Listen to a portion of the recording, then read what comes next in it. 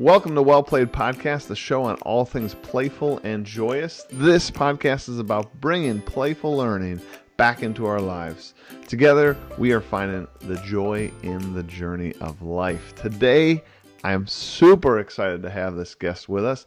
We have Lucus Gillispie, and he is, well, I'm going to let him introduce himself. He is the man for this. The topic we're talking about today is using video games in the classroom. And Lucas and I have gone back and forth online for quite a bit. And this summer we got to meet face to face, and that's definitely going to be one of my highlights of the summer. It was fun bumping into you at Badge Summit. But before we get too deep into this, why don't you introduce yourself a little bit? Yeah, sure. Well, Michael, thanks for having me. This is awesome, and it was one of my highlights too. Just getting to hang out with you and chat. I love talking to people who are doing the work in the classrooms with people. So it was awesome. So my name is Lucus Gillispie. I work at the district level in a small rural district in northwestern North Carolina. I am the director of digital learning and media for the school district. So I do a lot of technology planning for the district, technology professional development with our principals, our district leadership, and our teachers, and also get into the classroom as often as I can to work with kids as well. And I have been and always will be passionate about leveraging games for learning, whether we're talking tabletop games, video games, or even gamification. You name it, I have played in that space in some way or another, and because I love it. Like I said, guys, this guy's got the pedigree for this conversation, and it's really cool, I think, to have somebody too in your position that's so passionate about it too, because your position affects so many schools, so many students, so many buildings. So, I'm really happy to hear that. So let's dive in. Because maybe we should put some qualifiers on it here. So when we're talking about using video games, Lucas and I were chatting a little bit before the show started. And we don't really script this stuff out, but he just wanted to make sure where we were going here. We're not talking about your traditional educational games. So we're not actually talking about ed tech games in the classroom. So we're not talking about Kahoot. We're not talking about GimKit. These are all good things to use, and that's cool, but that's not what we're talking about. I don't think we're going to bring up Oregon Trail unless it's just for a joke or two. As long as we don't get dysentery, I'm good. I'm good. Yeah. So, but yeah, right? So we're going to talk about using these games that weren't necessarily designed to necessarily be used in the classroom, but teachers creatively using it, putting that right spin on it. That's really what we're going to kind of dig into. So why don't you start with one of your favorites that you've either seen or you've had experience, twisting into the classroom? Sure. Hey, let's dive into the deep end. Why don't we? Yeah, just boom. So my first major foray into commercial games or non air quotes educational games in the classroom was using World of Warcraft with students. Wow. So yeah, I don't know how I got that one through, but I somehow managed to get that one in, and it really it really was a fantastic experience for everyone involved. So can you really just back up just one bit there, because I'm not certain if everyone has played World of Warcraft. So just let's talk about it. Give it a little 2-second pitch there on that. Sure. So World of Warcraft is a game created by Blizzard Activision. It's a major publishing company, and World of Warcraft is a persistent online fantasy-based game. It's what we call a massively multiplayer online role-play game, or MMORPG for short. And so in this game, you start out as a sort of a fledgling hero of some sort. You might be a gnome or a dwarf or an elf or a human or any other of a number of races. And you specialize in certain kinds of play styles. So you might be a spellcaster, you might be a sword-wielding warrior or a healer, someone who heals people. And then you began your journey by kind of being immersed in the world, like taking quests from computer-controlled characters, interacting with others, and going on adventures in dungeons and things like that. And all along the way, your character becomes more powerful. You gain more abilities and skills as you play and advance through this world, and ultimately you go from level 1 to currently it's level 110, and starting in August it'll be level 120, working together with anywhere from 10 to 25, and at one point in time it was 40 plus people to accomplish a common goal in the game. It's persistent. It's going on right now. Even if I'm not there, there are things happening in this fantasy world, and it's an incredibly rich world full of storytelling and adventure. And so we thought, hey, this might be an interesting place to take students on a field trip. Nice. Yeah.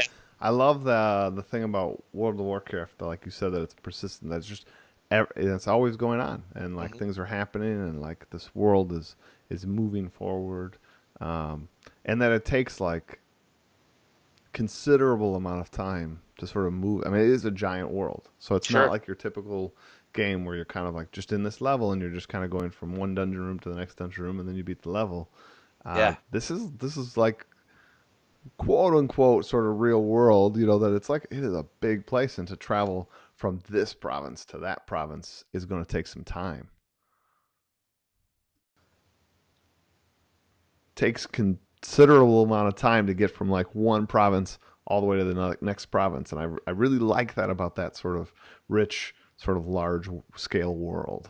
But like on a different point, like how did you use that in the classroom? Yeah. Good question. Um, so I was heavily playing the game at the time, and actually, let me back up and give some background, because I know some of the people that might listen to this are working in the classroom, and maybe they're not looking at taking on a big project. But one of the things that I found as a classroom teacher is that my just being willing to share my passion about anything, but the fact that it was games attracted a certain group of kids to my classroom just like a magnet. And so my gaming crowd back at that time, and this was in the early 2000s, my classroom became the safe place for those kids to hang out and just geek out and talk games all the time. And so World of Warcraft hit the scene around 2004, and I started playing, and I had kids that were playing, and so it was sort of an obvious, natural thing.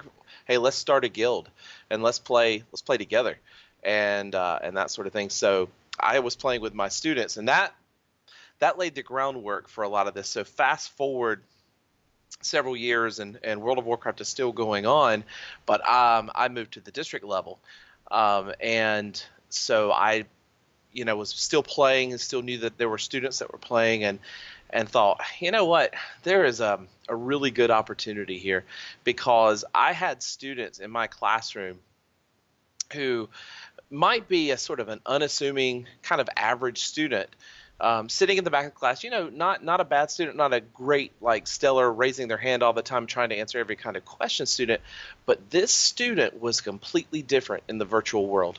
In the evenings, they were leading groups of 20 and 40 people in these incredible dungeon raids, organizing people, leading them, giving instructions and things like that, and managing very complex, deep thinking kinds of problems as a leader for people from all over the world. And yet here they are, just sort of the average. Most of their teachers probably had no idea this was going on with this student. And so I'm thinking, like, there's something going on here. There's great leadership skills that are being learned. There's awesome communication, Right. organizational things, all this stuff, all these what we call today soft skills, that are going on, and these kids are learning these in these games. And so I said, I pitched to my assistant superintendent. I was like, what if we started an after school program with some at-risk students? Give me the kids that that have behavior problems, that are attendance problems, that are academic problems. Give me all of those kids, and let's do an after-school program, and let's use this World of Warcraft game and see what we can do and accomplish with those kids in middle school. So we were working with middle schoolers because we know that if a kid's gonna drop out of school, that those seeds are planted in that, and even earlier, really, but are definitely starting to take root in that time. Because I want to give those kids something to anchor them in school, and so we said, hey, let's do World of Warcraft, and her response to me was, I really don't have a clue what you're talking about with all this World of War what stuff. She said, but this sounds like a good thing for kids. Let's see what happens. And so that was totally empowering. And then it was like, yes, I got the green light. And so we launched the program, and it was incredible. Stories upon stories of the way that it impacted those kids, the way that it impacted me as an educator, and the teacher partner that I was working with at the time, and so we went from there from an after school program. In the following year, rolled that into an elective and wrote a full Common Core aligned curriculum, language arts curriculum for World of Warcraft in the classroom. That is fantastic. It was nuts. Yeah. And I was like, so I get paid awesome for this. I always used to brag to the kids, like, that makes me, guys. I would tell them, like, guys and girls, this makes me a pro gamer. You know that, right? I am playing video games and I'm getting paid for it. Pro gamer. Pro gamer right there. They didn't buy it, but I thought. I love that, one, that your principal was willing to take a chance. But what I really loved was that, you talked about all these skills that come in. And, in my work, when I'm talking about gamification and playfulness, and right, there can be this air of like, well, yeah, like we do fun Fridays, like we got that. And you're like, I'm sort of talking about infusing it kind of throughout your experience, right? So that we can, we're talking about good pedagogy. We're talking about connecting to those students, and I loved some of the themes you talked about that they're different, that, that in a game setting, the game player is different, so when we change our classrooms to be a little more game centric like that, we're inviting new students to sort of take the helm, and and some of your traditional students may feel a little like uncomfortable there, and I think that's okay, because there's so many classrooms that aren't doing this, right, that like by and large, like the kids that are digging this game world, they got to sit on sort of the sidelines in the other classes, class after class. Like you talked about creating this safe space to nerd out a little bit. Yeah. I wear my like nerd badge pretty proud at school. Oh, and me too. and it is a safe space though. So those students that kind of like that and never really felt like they had a place to sort of fit in. My school's very sports-centered culture, like a lot of schools. I mean, we have so many sports that kids can join, from like intramural to interscholastic. So like, like even if you're not fully into games, playing the sports, like they offer other opportunities, but we don't offer a whole lot of opportunities for like that sort of subset of like nerdy, want the mental challenge, but don't necessarily want like pure, like Odyssey of the Mind type challenge. Yeah, right. So there's this group there, and I think that this really can service it. Yeah, it did. It was amazing because we had these kids in this after school program, these sort of, these, I use the jargon, at-risk kids. They were literally running from their last class at the bell, and not running to get to the bus to go home. They were running to the media center and like, can we log in? Can we log in? Can we log in? We're ready to keep going. They were so enthused about it. And their teachers are telling us, like, saying things like, I heard this kid use this word, and like, where did he hear this word? Like, this is high vocabulary. This is stuff that I'm teaching in my 8th grade class, and this 7th grader is using this vocabulary. I said, that's from the quests in the game. That's part of the language that they're reading in these quests, and they're acquiring that language in it. And I think, like you said, games games give us that. There's a term for it. I think it's magic circle. That that kind of, it's like there's a world within our world, and the game world is something I can step into, and that becomes my context and my excuse for behaving a certain way, or doing a certain activity that I wouldn't do otherwise, or whatever, because the game provides the context for that. And that's such a powerful thing, whether we're talking gamification or game-based learning, that warrants using the classroom. Yeah. With being a history teacher, a game that I have used sort of off the shelf and in my class, that's a video game, was Civilization, right? Yes. That's just a super easy fit. So good. That class got me through Western Civ in college. I was going to tell that same story. Like Yeah, it so did. we had to take these like these little geography map tests, and basically it was like the teacher gave like five or six of the like most important cities of these countries we're studying, and in the game Civilization, you're building a civilization, and you start as like whoever you want, the Germans, the Romans, whatever, but the game sort of pre-made, like every time you built a city, it went through these like popular city Yeah. names. And so everybody else in the class is trying to like memorize all this stuff, and it was like, oh yeah, like that's just like the fifth like German city you build. Like, yeah, I got this. Yeah, I was so pegged in that class as as some kind of like history geek, and I was a biology major, and this was just one of those courses I had to take. But the instructor would ask things like, "Well, what advancement by the Roman Empire allowed them to take their cities beyond a typical size of the cities of that day?" And I'm like, aqueducts, Yeah, yeah, because or how are they storing all this food for, for times of famine and all that? It's like granaries. yep, It's all this content that I learned in this game. And I think the important thing to point out here is that even Civilization, as rich in content as it is first and foremost a good game. yeah. Well, that's where I think a lot of Hmm. like educational games get it wrong. Like they so try to front load the content, and then the game's just to paste it on afterthought. Yeah, And like a bad game's a bad game. Like you're not going to want to play it. It's not going to engage you, and thus you're not going to learn anything on top of it. right. So you really want to almost backwards design it and have like a good game, and then wrap the sort of experience and the content in. And I think too, you said in our previous discussion that games naturally make us do all those air quote soft skills, right? Which I think we can't overlook. Like I think it's becoming way more popular to talk about emotional intelligence. Right. And I think games, like, boom, we need to get these in our schools because they're such a natural, great setting for kids. And I'm going to give a pitch here for like board games, like tabletop Oh games, yeah, being across the table absolutely. from somebody, looking them in the eye, like doing that sort of social interaction while doing all sorts of like high level strategy and like long term, short term planning, resource management, like the I guess the term is information literacy, right? Being able to Mhm. like judge a situation, make the best choice in an ever changing world. Like that's super awesome. it needs to Yes, it is. needs to happen more often. But Civilization was a great one. World of Warcraft you had an experience with.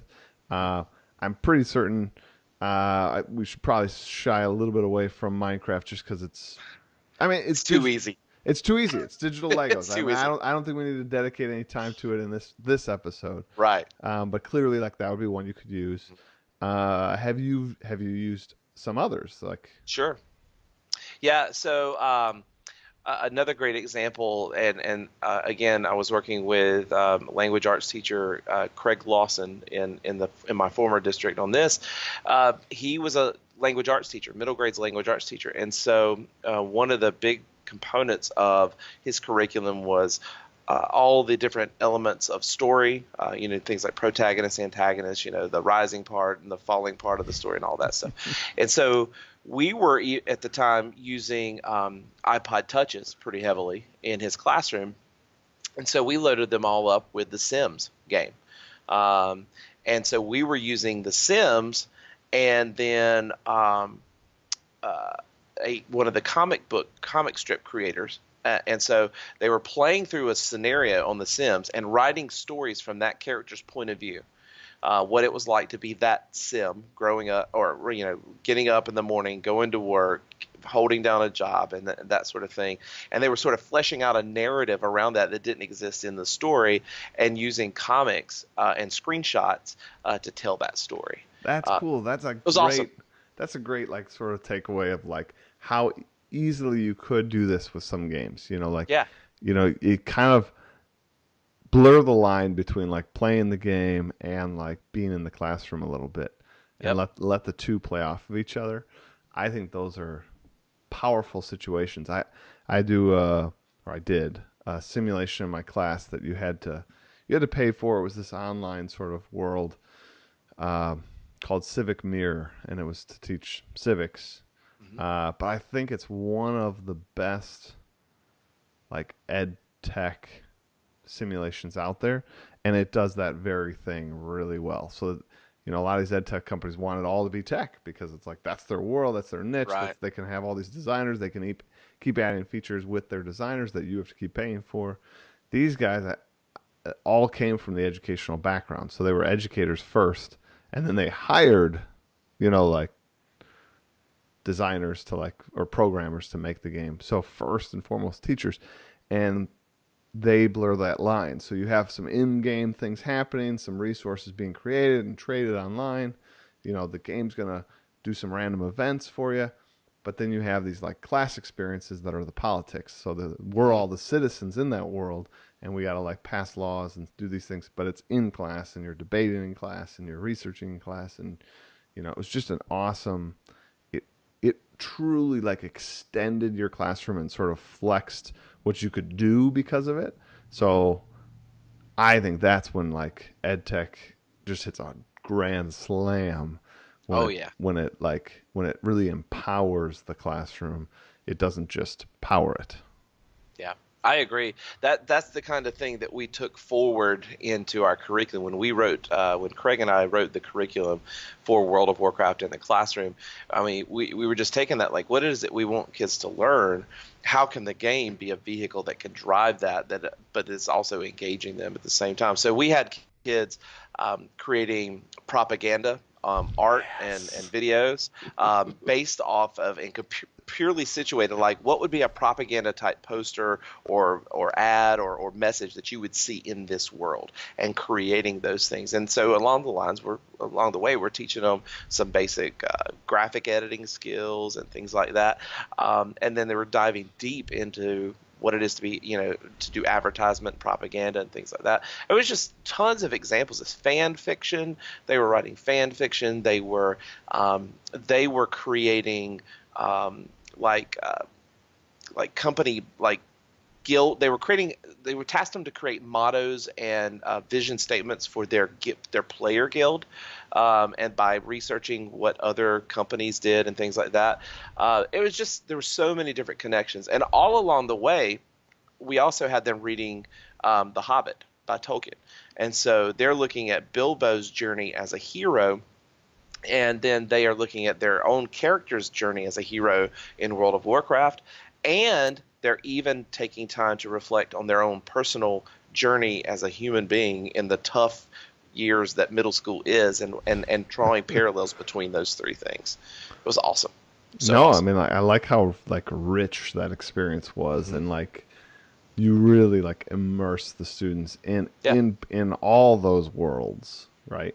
Yep. And that's Absolutely. fantastic. I'm trying to think of like other games that we could bring up here. Sure. Uh, SimCity is yeah. like, Town management. yeah, Oh my gosh, any of those games like SimCity, Skylines is yeah, another one.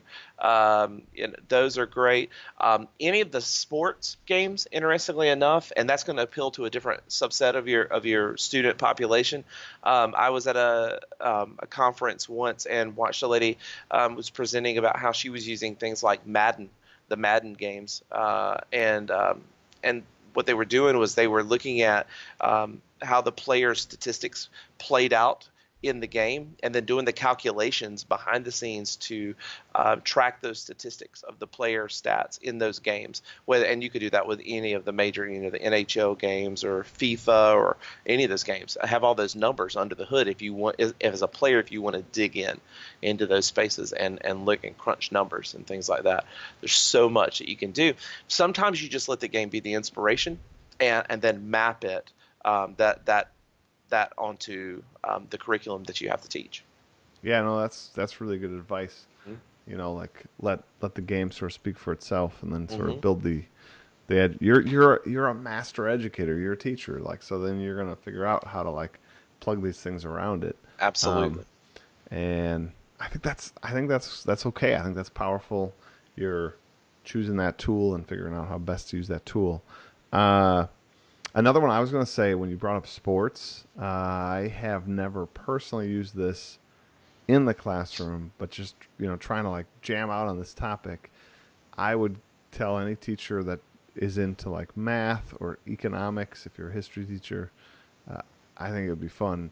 There's a free web game you can play called Hat Trick, Mm. and it is the largest.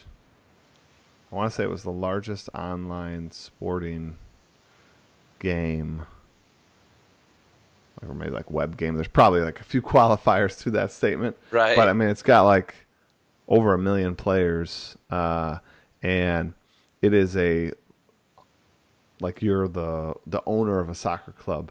All the guys are fake, but they have all these stats. Like you can see how good they are as a forward and a center. You have like a training program, so you can like hire trainers to like get those guys up. But where it's great for econ is because it has over 1 million users. The market to trade your guys is completely like open market, and as you train your guys up, you might have bought this guy for $5,000. You start as a really cruddy team, so you might have bought this guy for five Right. thousand dollars, trained him up a few levels, and now he's worth $40,000. And it starts really slow like that, but you eventually work your way up to like I have $1 million players. But kind of going back to your World of Warcraft, it happens super slow. Like it is more or less real time game here in the United States.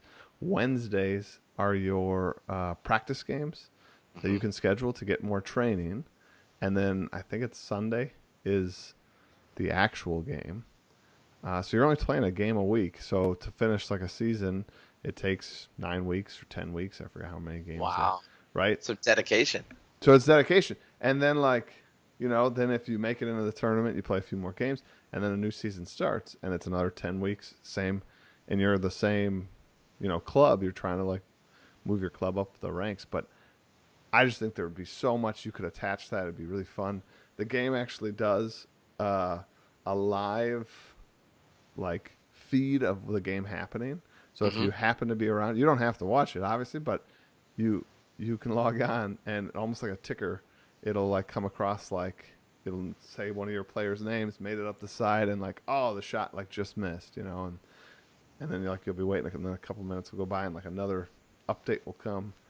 Uh, How cool is that? no, I mean it's just That's awesome. I think it's well designed. Obviously, I have played it. I do not play it anymore, but it was a really really good time, and a lot of my buddies played it, and it was fun to sort of like talk about it, and it was just a good time.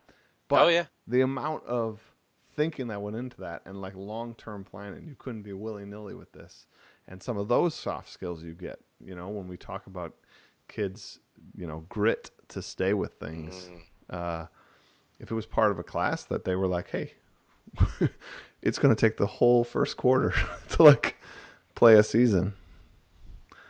But if they know that up front, and again, I think, and this as a classroom teacher, like your students are going to feed off of your passion and your enthusiasm, and so you know when you are exuding that they're going to latch on to it, and so regardless of what the game is, I mean you can take and you can make the teacher still the critical piece here in all of this, and so yeah, I agree. I think it's there's just so much potential, and we could go on. Like I have tons of games. Like we could just. I've always challenged people. I said, you name the game, I'll find a way to connect it to curriculum It's some way so or another. true. It's so true. And I could definitely do it with board games. I could nerd out on Yep. board. I could tell you like that's probably another show we're gonna have to do.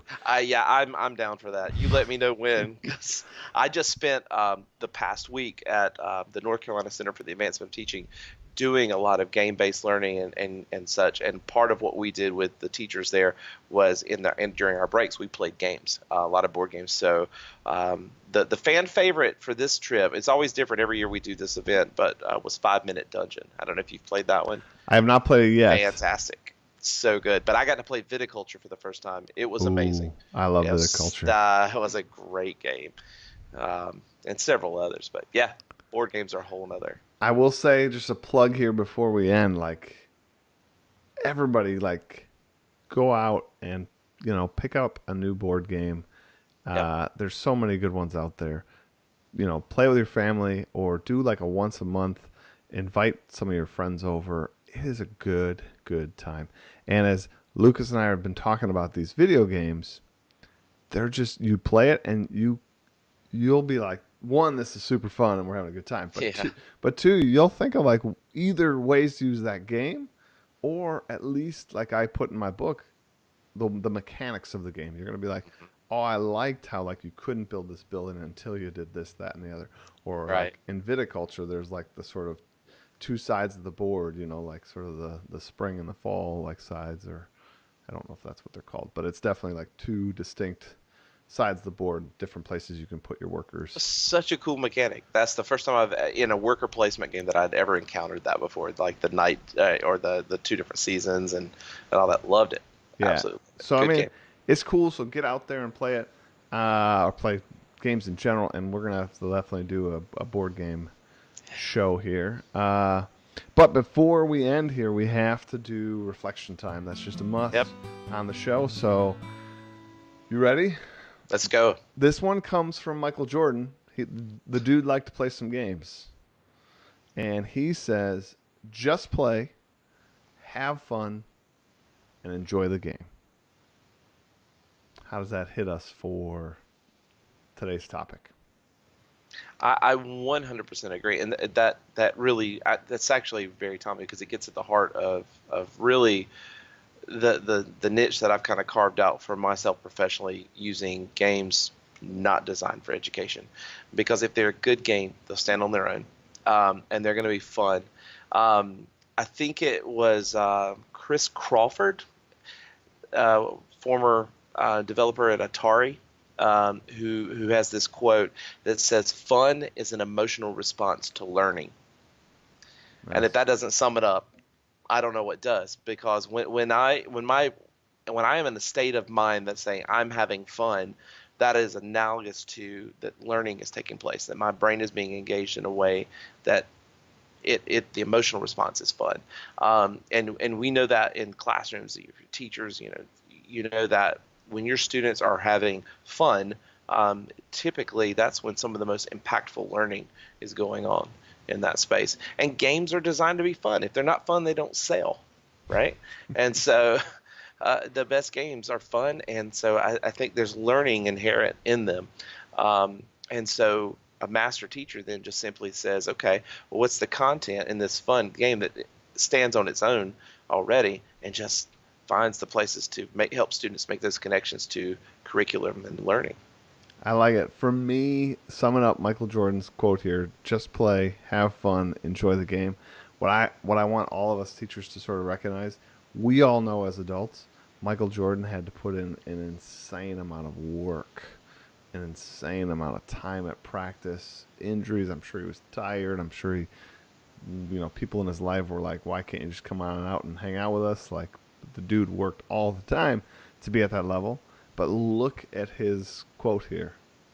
Just play, have fun, and enjoy the game. Like, when you're immersed in something that you're passionate about, he doesn't bring up all that junk, all that like work. He was just passionate about it. So just play, have fun, and enjoy the game. Absolutely. I love it. Well, Lucas, thank you so much for coming on the show today. Thank you, Michael. It was super fun having you. I could so nerd out about this stuff all day, every Me day. too. So everybody else, thank you guys so much for joining us again. It's truly an honor every week having you guys listen. As I say, like the show just keeps growing and growing. So keep sharing it with your friends and putting it out there. It's just, I love seeing this community grow. You guys have been great. Also, if you could check out the Hive Summit, Woohoo! that's coming up here shortly. So August 1st we kick off, and we're gonna have a great lineup of speakers. And you guys need to be at the Hive, be in the Hive. Actually, wait, by this time it might have already started. But either way, like get in the Hive. It's gonna be super awesome. So everybody, thanks for listening. Enjoy your week. Play on.